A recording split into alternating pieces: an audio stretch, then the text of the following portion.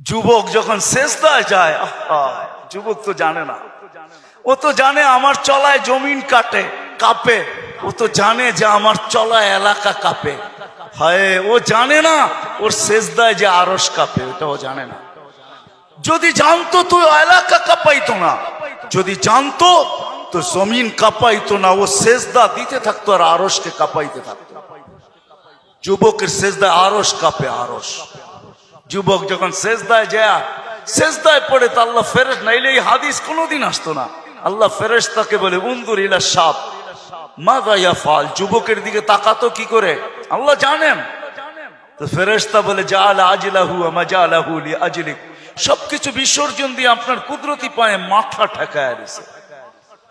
তা আল্লাহ বলে হাদা আবদি হাক্কা, এ আমার পারফেক্ট বান্দা, ইন্নী উবাহি বিহিল মালাইকা, তোমাদের উপরে আমি একে নিয়ে গৌরব করি।